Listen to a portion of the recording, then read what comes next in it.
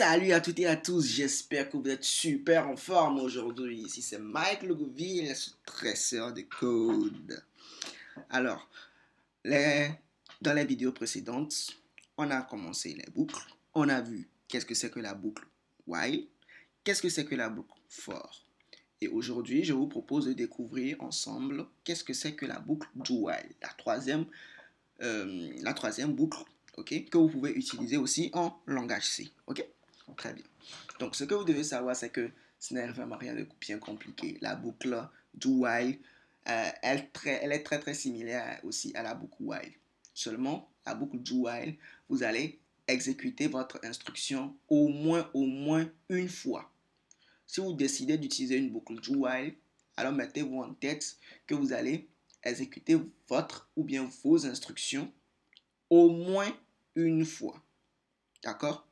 Sans plus tarder, ok, sans plus tarder, on y va. Donc, qu'est-ce que je vais faire? Je vais déclarer une variable i, ok, et je vais l'initialiser à 1. Donc, ce sera toujours notre exercice de punition.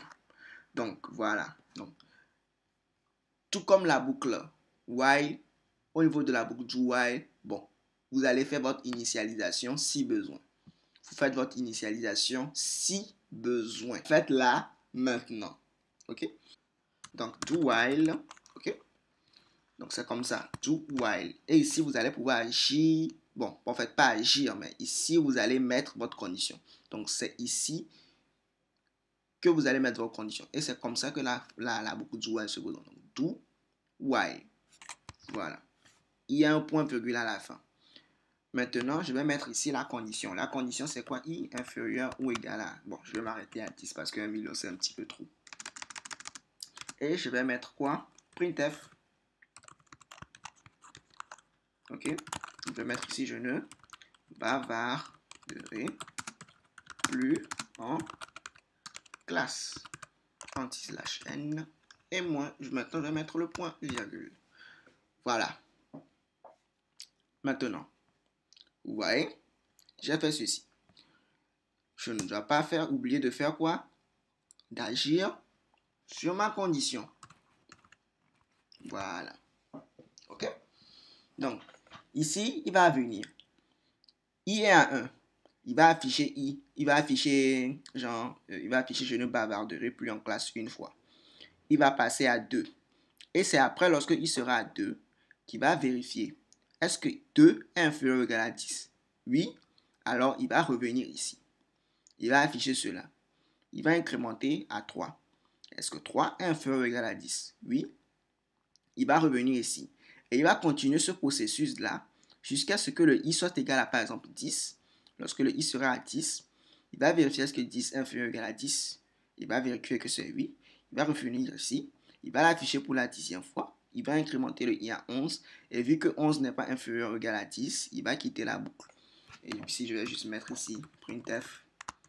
J'ai quitté la boucle. Juste pour que vous puissiez voir que vraiment, il a quitté la boucle. J'ai quitté la boucle. Anti/n, je vais mettre ici point virgule. D'accord? N'oubliez pas, ici un point virgule, c'est très important. D'accord? Donc, c'est bon. Je vais ici rapidement compiler. J'ai cessé. J'ai nommé ce fichier dowhile.c. Dowhile.c -o prog et ./prog. Je valide. Et voilà. Vous voyez, il a affiché je ne bavarderai plus en classe. Une fois, 2, 3, 4, 5, 6, 7, 8, 9, 10. 10 fois. Et après, j'ai quitté la boucle. Voilà. Je voulais vous montrer qu'il a vraiment quitté la boucle.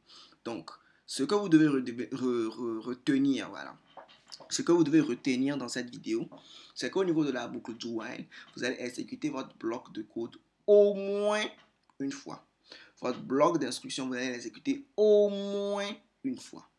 Vous allez l'exécuter au moins une fois. Je vais vous prouver que vraiment vous allez l'exécuter au moins une fois. Ici, je vais mettre i inférieur à 0. OK? J'ai mis i inférieur à 0. Le i avant, il était à 1. Lorsqu'il sera ici, il sera à 2. N'est-ce pas? Compilons et exécutons.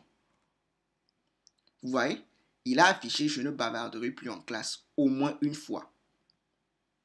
avant de vérifier que, ah, ici le 2 n'est pas inférieur à 0. Et il a quitté la boucle. Parce que le i était à 1. Maintenant, il a affiché ceci. Et après, il a vu que, ah, i est à 2 maintenant. 2 n'est pas inférieur à 0. Donc, il quitte la boucle et il met ça chez quitter la boucle. D'accord? Alors, j'espère que vous avez pu comprendre les 3 sortes de boucles. Dans la prochaine vidéo, je vais essayer de faire une récapitulation des 3 types de boucles que vous pouvez utiliser en langage C. Avantages, inconvénients, différences. D'accord? Donc, d'ici là,